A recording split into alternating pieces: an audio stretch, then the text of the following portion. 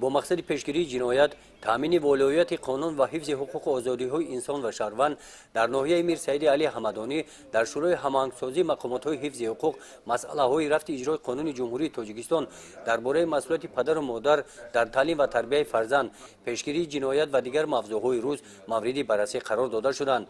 در این چاره‌بینی قید کرده شد که از جانب پروکراتورای ناحیه حالت‌های صادرشوی جنایت‌های دزدی و اوباشی در دوره سال 2018 را سنجیده تحلیل نموده معین کردند که در این دوره در ناحیه از طرف ساکنان 91 جنایت دزدی و 16 حادثه اوباشی صادر کرده شده است.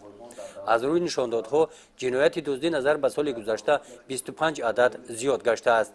در ناحیه‌ای که 144,000 نفر اهالی دارد در این دوره 5 جنایت مخصوصاً وزنین و 4 جنایت وزنین به قید گرفته شده است.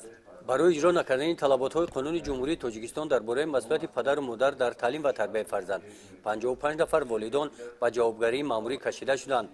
در این چاره‌بینی رئیسان جماعت‌های شهرک و دهات، رئیسان کمیته‌های محله، امام خطیبان، دیرکتوران مؤسسه‌های تعلیمی، مدیران شعبه و بخش مقامات اجرایی حاکمیت دولتی ناحیه اشتراک نمودند. در برآمد پروکرور ناحیه قید کرده شد که اهل جماعتچگی ناحیه و ساکنان برای پیشگیری جنایت با مقامات‌های حفظ حقوق بی‌طرفی را اختیار کرده همکاری ندارند. ذکر گردید که برای پیشگیری جنایت همه ساکنان و اهل جماعتچگی ناحیه با مقامات‌های حفظ حقوق باید که همکاری زیچ داشته باشند.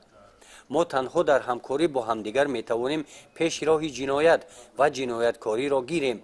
مقصد مقامات‌های حفظ حقوق تنها گشادن پرونده جنایتی نسبت آدمان نبوده، بلکه پیشگیری نمودن جنایت، تامین ولایت قانون و حفظ حقوق و آزادی‌های انسان و شهروندان میباشد. گزارش خواجه نظریف خدای نظر ظهوروف از ناحیه میر سعید علی حمدانی برای برنامه اطلاعاتی نوید.